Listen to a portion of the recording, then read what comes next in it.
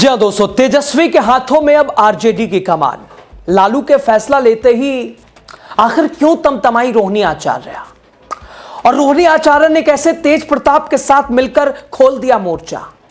बता दिया अब जयचंदों की खैर नहीं। दोस्तों, रोहिणी आचार्य बहन जिन्होंने अपने पिता को किडनी दी, आखिर क्यों पड़ गई हैं हाथ धोकर तेजस्वी के पीछे। आखिर संजय यादव का क्या है इसमें रोल। रोहिणी आचार्य का संजय और रमीज ने आखिर कैसे दुखा दिया दिल, बताएंगे आपको सब कुछ।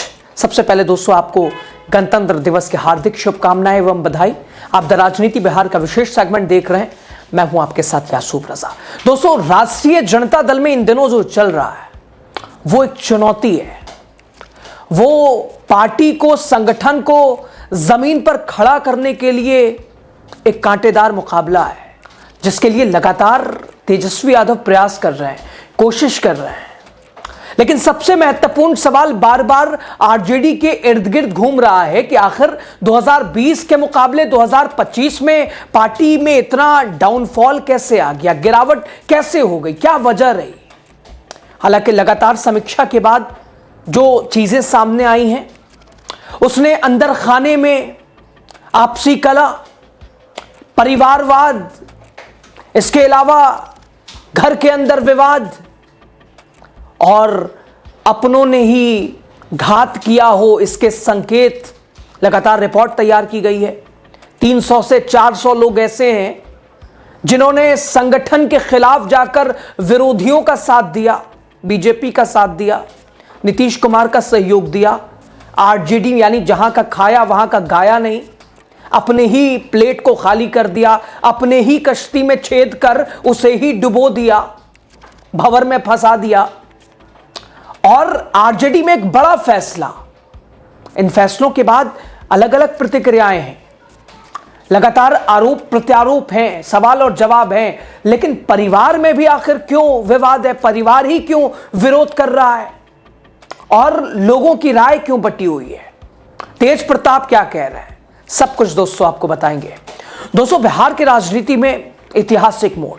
राष्ट्रीय जनता दल में अब आधिकारिक तौर पर तेजस्वी युग की शुरुआत हो चुकी है। तेजस्वी युग, जिस पार्टी की पहचान दशकों तक लालू प्रसाद यादव के नाम से होती रही, अब उसकी कमान संभाल ली है उनके छोटे बेटे यानी तेजस्वी प्रसाद यादव ने। विपक्ष के बिहार के सबसे मजबूत चेहरे, सबसे बड़े चेहरे, मौजूदा विधानसभा में नेता प्रतिपक्ष। पटना में हुई आरजेडी की कार्यकारिणी की बैठक, तेजस्वी यादव को सर्वसम्मति से पार्टी का कार्यकारिणी राष्ट्रीय अध्यक्ष चुन लिया गया है। लेकिन यह ताजपोशी सिर्फ एक औपचारिक घोषणा नहीं, बल्कि यह सत्ता का हस्तांतरण, यह पीढ़ियों के बीच की राजनीति और यह लालू परिवार के भीतर उभरता सियासी तनाव की कहानी। दोस्तों, जहां एक तरफ तेजस्वी यादव इन जिम्मेदारियों को अपनी अग्नि परीक्षा बता रहे हैं, संगठन को दोबारा खड़े करने की बात कर रहे हैं, और वहीं दूसरी तरफ लालू यादव की बेटी रोहिणी आचार्य का हमला बार बार संकेत कुछ और दे रहा है, तेजस्वी यादव के लिए चुनौती पैदा कर रहा है। अब तो रोहिणी आचार्य ने बड़े भाई तेज प्रताप के साथ मिलकर मोर्चा खोल दिया है। तेज प्रताप भी अपनी बहन के साथ खड़े हो गए और मामले को विवादों के केंद्र में ला दिया। दोस्तों, बिहार की राजनीति में एक नया अध्याय, एक नई सुबह, एक नई शुरुआत, एक नया युग। राष्ट्रीय जनता दल में सत्ता की बागडोर अब आधिकारिक तौर पर लालू प्रसाद यादव से शिफ्ट होकर तेजस्वी यादव के हाथों में चली गई है। यानी अब तेजस्वी युग शुरू हो गया है आरजेडी में। रविवार को पटना में हुई आरजेडी की राष्ट्रीय कार्यकारिणी की बैठक सिर्फ एक संगठनात्मक बैठक नहीं थी, ये तय करने वाली बैठक थी कि लालू यादव के बाद पार्टी का चेहरा, पार्टी की आवाज, पार्टी का फैसला लेने वाला, जहां पार्टी इस वक्त सबसे निचले स्तर पर खड़ी है, सबसे खराब दौर से गुजर रही है, ऐसे में किसके हाथ जो है वो आरजेडी को दिया जाए। दोस्तों, बीते दिनों आपने सुना था तेजस्वी यादव आरजेडी विधायक दल के नेता बनने को भी तैयार नहीं थे, चूंकि हार जितने आत्मविश्वास के साथ तेजस्वी चुनावों में दिखे, लेकिन लालू प्रसाद यादव ने खुद कहा कि आपने काम किया है और विधायक दल का नेता आप ही को चुनना जरूरी है पार्टी के लिए, पार्टी के हित का फैसला होगा। तेजस्वी ने पिता की बात को माना, लेकिन एक बार फिर तेजस्वी यादव ने अपने पिता की बातों का सम्मान किया है। पिता ने हैंड ओवर सारा कुछ तेजस्वी के हाथ में दे दिया है। लेकिन दोस्तों, ये रास्ता फूल से जरूर स्वागत हुआ तेजस्वी का, लेकिन कांटेदार रास्ते हैं। पार्टी के सभी वरिष्ठ नेताओं ने, कार्यकारिणी सदस्यों ने सर्वसम्मति से तेजस्वी को राष्ट्रीय कार्यकारी अध्यक्ष चुन लिया है। यह पद भले ही कार्यकारी कहा जा रहा है अभी, लेकिन सियासी मायनों में अब पार्टी की सारी रणनीति, पार्टी के सारे फैसले, पार्टी की दिशा और दशा तेजस्वी के आसपास ही घूमेगी। पदभार संभालते ही तेजस्वी यादव का भावुक बयान भी सामने आया, भावुक पोस्ट सामने आई। उन्होंने इस जिम्मेदारी को अपने जीवन की सबसे बड़ी अग्नि परीक्षा बताया है।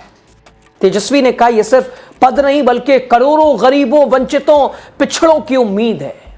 कार्यकारी अध्यक्ष बनने के बाद तेजस्वी यादव ने सोशल मीडिया प्लेटफॉर्म एक्स पर एक लंबा और भावुक संदेश साझा किया। उन्होंने खुद को लालू यादव के मार्गदर्शन में काम करने वाला सिपाही बताया है और कहा कि मैं जनता का ऋणी रहूंगा। अपने संदेश में तेजस्वी यादव ने देश के महान नेताओं को भी याद किया, महात्मा गांधी की अहिंसा को याद किया, डॉक्टर भीमराव अंबेडकर के संविधान को याद किया, राम मनोहर लोहिया की समाजवादी सोच को याद किया, कर्पूरी ठाकुर का संघर्ष याद किया, जयप्रकाश नारायण का आंदोलन याद किया, सुभाष चंद्र बोस का बलिदान, भगत सिंह का जोश, अशफाकुल्लाह खान का देश प्रेम। यानी बड़ी जिम्मेदारी लेते ही तेजस्वी ने इन तमाम फ्रीडम फाइटर्स को याद किया, इनसे प्रेरणा लेने की बात कही। दोस्तों, तेजस्वी ने कहा कि मैं मरते दम तक बेरोजगारी, अशिक्षा, गरीबी के खिलाफ लड़ता रहूंगा। आरजेडी की राजनीति हमेशा लालू प्रसाद यादव की करिश्माई छवि MY यानी मुस्लिम यादव समीकरण के इर्द गिर्द घूमती रही। लेकिन अब सवाल यह कि क्या तेजस्वी यादव उस विरासत को संभाल पाएंगे? 2020 के विधानसभा चुनाव में तेजस्वी ने पार्टी को सबसे बड़ी पार्टी तो बनाया, लेकिन सत्ता से दूर रह गए। अब पार्टी की कमान पूरी तरह उनके हाथ में, लेकिन पार्टी को झटका विधानसभा चुनाव 2025 में लग चुका है, 25 सीटें महज। लेकिन इसी बीच तेजस्वी की ताजपोशी पर सबसे तीखा हमला पार्टी या विपक्ष की तरफ से नहीं आया, बल्कि लालू परिवार के अंदर से ही आया। लालू यादव की बेटी रोहिणी आचार्य लगातार तेजस्वी पर ऐसा लग रहा है कि हाथ पैर धो के पड़ गई हैं, और वजह है सिर्फ संजय यादव, रमीज। रोहिणी आचार्य ने सोशल मीडिया पर एक पोस्ट लिखा जिसने सियासी गलियारों में हलचल मचा दी है, और ऐसी पोस्ट जिसके बाद तेज प्रताप यादव भी अपनी बहन के साथ खड़े हो गए। कहती है रोहिणी आचार्य, घुसपैठियों के हाथों की कठपुतली बने शहजादे को ताजपोशी मुबारक हो। उन्होंने आरोप लगाया कि पार्टी की असली कमान ऐसे लोगों के हाथों में चली गई है जो लालूवाद को कमजोर करना चाहते हैं। इस बयान को लालू यादव के बड़े बेटे तेज प्रताप यादव का भी समर्थन मिला। तेज प्रताप यादव ने कहा, रोहिणी दीदी ने जो कहा, जो लिखा, सही लिखा, बिल्कुल सही है। हालांकि तेजस्वी के पद पर भी उन्होंने इतना ही कहा कि जिसे भी जो जिम्मेदारी मिली है उसे निभानी चाहिए। राजनीतिक विश्लेषकों का मानना है कि यह बयान सिर्फ भावनात्मक प्रतिक्रिया नहीं है, बल्कि आरजेडी के अंदर चल रही अंदरूनी खींचतान का संकेत है। रोहिणी आचार्य का तेजस्वी यादव पर लगाया वो आरोप, चप्पल उठाया, ये वो तमाम चीजें इशारा बहुत कुछ करती है। तेजस्वी यादव के उस दौरान रोहिणी आचार्य का घर से जाना, राजनीति और परिवार से दूर निकल जाना बहुत कुछ बताता नजर आता है दोस्तों। और राजनीति की मर्यादा को भी तार तार करता है, राजनीति जिसने परिवार को भी बिखेर के रख दिया है। अस्तर देखिए, एक तरफ तेजस्वी यादव जो पार्टी को नई पीढ़ी, नए एजेंडे और विकास की राजनीति की ओर ले जाना चाहते हैं, अग्नि परीक्षा बता रहे हैं, तो दूसरी तरफ परिवार का एक वर्ग जो मानता है कि पार्टी की आत्मा कमजोर की जा रही है, लालूवादी सोच को रौंदा जा रहा है। आने वाले महीनों में बिहार की राजनीति और ज्यादा गरमाने वाली है दोस्तों। आरजेडी के लिए तेजस्वी यादव चेहरा भी वही हैं और नेता भी वही हैं, रणनीतिकार भी वही हैं। बड़ी जिम्मेदारी। हालांकि कुछ लोगों ने इस फैसले को सही ठहराया है। उनका कहना था कि तेजस्वी यादव राष्ट्रीय कार्यकारी अध्यक्ष बनने के लिए पूरी तरह योग्य है। उन्हें संगठन में बतौर प्रचारक उन्होंने काम किया, इसके बाद विधायक बने, नेता प्रतिपक्ष की भूमिका निभाई, डिप्टी सीएम रहे, पार्टी की राष्ट्रीय जिम्मेदारी अब संभाल रहे हैं। दोस्तों, हालांकि कुछ लोगों ने इस फैसले को सही ठहराया, हालांकि कुछ विरोध भी कर रहे हैं। परिवारवाद, वंशवाद का निशाना तेजस्वी को कह रहे हैं कि नीतीश कुमार में कहां मिल पाएंगे।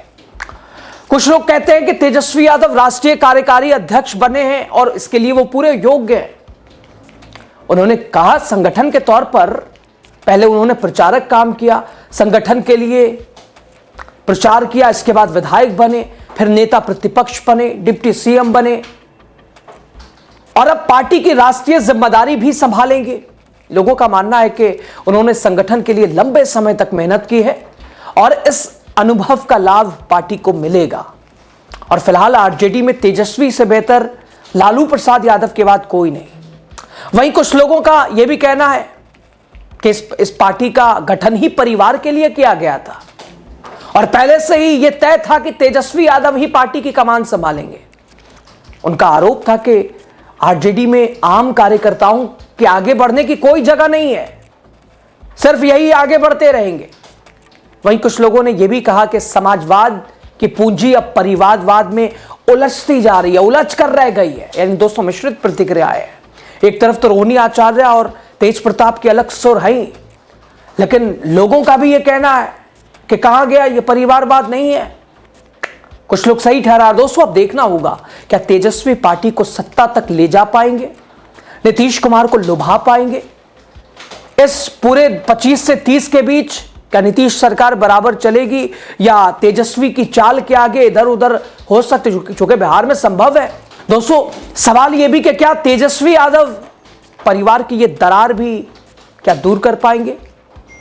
राह में सबसे बड़ी चुनौती तो यही है, परिवार को एक करना, संगठन को एक करना तो आसान हो सकता है, लेकिन अपनों को एक करना, परिवार को एकजुट करना, एक स्टैंड पे लाके खड़ा करना कठिन है। कुल मिलाकर आरजेडी में तेजस्वी युग की शुरुआत तो हो चुकी है, लेकिन यह ताज फूलों से नहीं बल्कि कांटों से सजा हुआ है। कांटेदार रास्ते हैं। एक और जनता की उम्मीदें हैं, पार्टी की विरासत है, सत्ता की चुनौती है, तो दूसरी तरफ परिवार के अंदर उठते सवाल और विरोध के स्वर है। अब कैसे तेजस्वी इस नैया को पार लगाएंगे, देखना दिलचस्प होगा। मुकाबला चुनौतीपूर्ण है। आपकी राय बताइएगा आप जरूर।